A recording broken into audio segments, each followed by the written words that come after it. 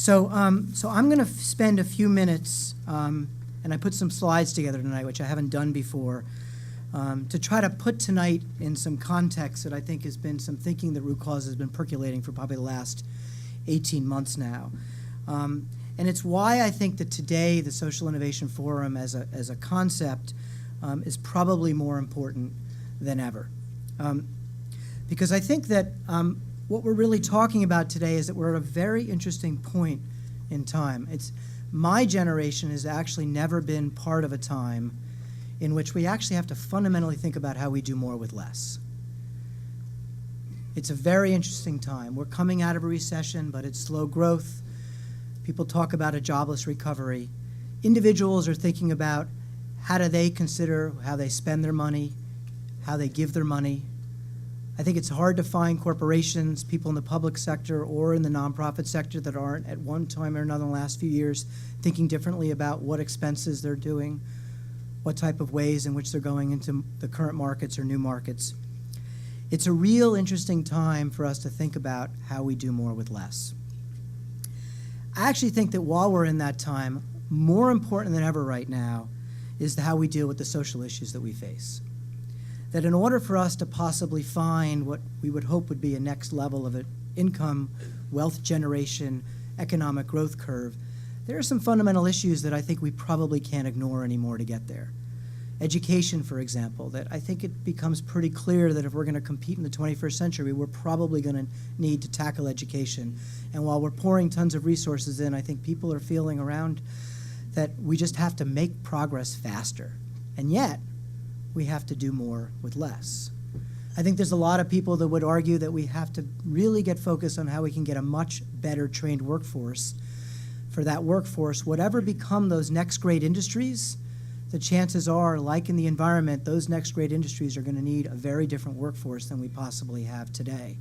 So that becomes a workforce development issue. And yet, we're in a time where we have to do more with less. I think it's pretty clear that we know, just by the debate that's going on in Washington right now around the debt, that no time soon is a city, state, or federal budget going to be swimming in cash.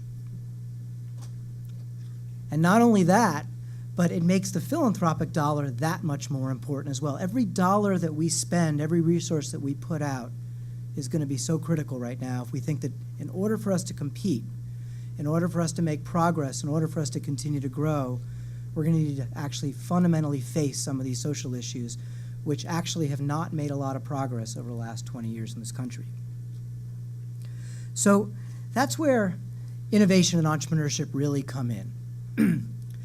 I'm sure many of you know that the role of innovation and entrepreneurship is to spark new ideas and find fundamental incremental ways to make change, to find greater efficiencies, greater effectiveness, to build sustainable models, and grow that innovation to actually create change. And it's been a pretty powerful force in our country over the last century to have the wealth generation that we've seen and some of the progress that we've had made.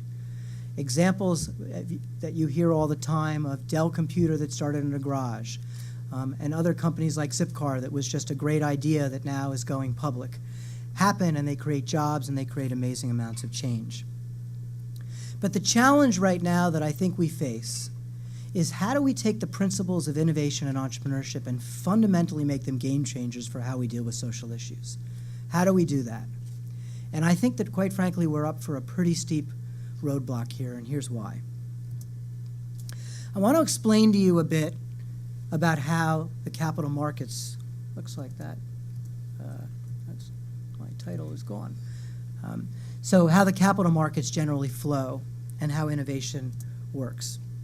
So in the capital markets, and this is not always going to be true, but for the most part it works, and I think hopefully Scott would agree. An innovation comes out, and the market disseminates data. You're asked for data. You're asked to put forth the data to prove out that that innovation is having some sort of clear return. And investors then are out there, and they're proactively seeking for the strong performers. They want to make good bets. They're not going to make all good bets, but they're looking for those innovations that they can make good bets on. And then investors then penalize weak performers. They may even come in, but then as the investments don't pan out, they may pull out. So what the market does in this model is it incentivizes performance, and it allows for this continuous investment to have. And what happens when innovations grow? Not just the one that started, but then the copycats come in. And when the copycats come in, they're attracting capital as well. And it's really quite an efficient loop. And yes, it doesn't happen all the time, but it is allowing for when an innovation starts, if you have the perseverance and you can begin to continue to make the case and you can get your data out there, you generally continue to attract various amounts of resources. This is how I see it works when you're dealing with social issues. So a social innovation comes out trying to attract some kind of resources, but already we start out where we got no standardized data and no one's aggregating anything based on performance. We really just don't know. We're at a very early infancy around what do we really know about what's going on there on an individual, organizational, or program basis. Performance information by the organizations that are doing this are limited basically by their own capacity, right? They're just barely trying to keep the doors open. A government program has not enough money to get its own data systems in place. I remember talking to the mayor of New Orleans, who you may know we've done some work with, Mayor Landrieu, and he said he walked in, he couldn't believe that most of the record keeping is still being done on DOS. So they don't have any data systems, let alone how they're even just sort of doing their day-to-day business. And then programs in the nonprofit sector are just trying to do the program delivery, so the ability for them to collect and actually organize data, disseminate it out, doesn't exist. So what happens? Well, from my perspective, basically, investment is no longer based on data, but it's a proxy for storytelling and relationships. And don't get me wrong, I think storytelling and relationships are important. I do. I think you're going to hear a combination of some data and hopefully some really good storytelling tonight. But relationships and storytelling can't be the same, and so what happens then? We focus on building great development departments. That becomes the fundamental role. It's like, how do we sort of play the game, raise the money based on the way we can get the fastest amount of money, and then innovations don't scale. Because you've got all these different players out there, all in a fragmented way, trying to drive their own little thing to raise their own little bit of money, who they can build a relationship with, what stories they can tell.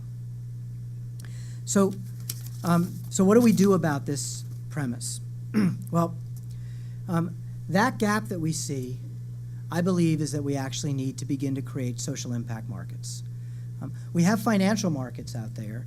Financial markets are different kind of mechanisms that actually allow us to have different ways to exchange resources based on some sort of return. Bonds, stocks, angel investing, all sorts of different mechanisms are created. Some of them are behind the scenes that we know about. In the social impact market analogy here, we need to start to find mechanisms that provide infrastructure, information, or incentives to enable individuals or institutions to provide voluntary financial or in-kind resources with the expectations of those of resulting in social impact. This tonight, and where actually many of the impetus for this thinking came from just starting the Social Innovation Forum many years ago. Think about it if we had these markets in which we had a greater amount of information and infrastructure so we could start to get a better understanding of how we can utilize those resources, and remember we have to do more with less based on that money going based on performance, how much more we could do. Let's talk about a few of the elements that are here tonight in the social innovation that sort of emulate how this market may work, because I think we can all think about how we can create many markets. This is only one.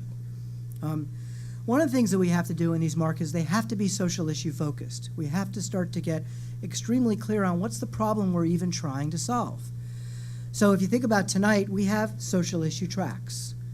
And within those social issue tracks, we tried to take very careful care in the innovators we chose that they actually were matched to some of the best practices. Some of you know that we've begun a research division in which we're putting out social issue reports that actually look at what are the best approaches, the most likely approaches that give you the best outcome.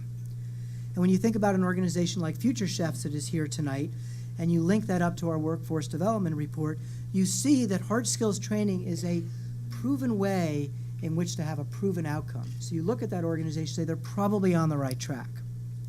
You take Smart from the Start, which is an early education program, and you compare that to our social issue report on school readiness and how you get kids school ready, and you again match up what are some of the best approaches compared to what Smart from the Start is doing, and you see those link up as well. And too often we're not saying, what is the problem that we're really trying to solve here? What do we know about the issues that are going on, and how do we link those two for best approaches? These markets also have to start to be really geographically based, and we hear this talk about place-based all the time as a strategy. I mean really geographically based. I mean, now we have a social leader. What's the fundamental change that we're trying to see within a particular geographic area? I would say Boston right now, in terms of the forum, is probably even too large. We have to get really clear on what are the neighborhoods that we're trying to deal with the change. The forum, though, started by focusing on Boston because it said, why are we taking great organizations, thinking they're great, and putting them out in Kansas City? We got to grow. I remember when Write Boston came, and she had this great model. I see Betty in the audience, to deal with improving writing skills in the high school, and I say, well, if it's in 4, it just should be in every one. If it works, why isn't it in every high school if that's what we're trying to do? That seems like that's a fairly simple thing to do. And yet, when you go back to the slide, we don't know how to do it. I don't think we have a clue on how to take what works and bring it to scale in any fundamental way. And lastly, and I think what's most important on here, is we need to really start to think differently about what we mean by resources. If we make this just about money, we're missing the boat on the fundamental way in which change really can happen in the way at least America thinks about it. Volunteerism today, which is tracked, is about $150 billion that goes out the door in just the way people volunteer their time. How it's organized and whether it's organized in a very sophisticated way is a different question. But that's a very large piece of the pie. Right now, and I'm not sure we're even counting it correctly, that's 50% of the total philanthropy that's given away in this country. So that is not a small amount of resources we have to think much more carefully about. Interestingly enough, in-kind is not even counted right now. No one's even tracking, let alone how we may organize in-kind today, which I think many of us know the benefits that in-kind can give you as well. That's where connection cards come into play to show you how we think about this in the Social Innovation Forum. So you should have in your packet connection cards. Anyone want to hold a few up? So each person tonight got, I believe, 2 connection cards. And those cards represent your option for participating in this market tonight. And each one of you has something to contribute, I can guarantee it. And we are not asking you to come here tonight and write a big check. We think it's a much more longer-term, relationship-oriented play here. If you want to, that would be great. I'm sure there will other people that will come up here and ask for that.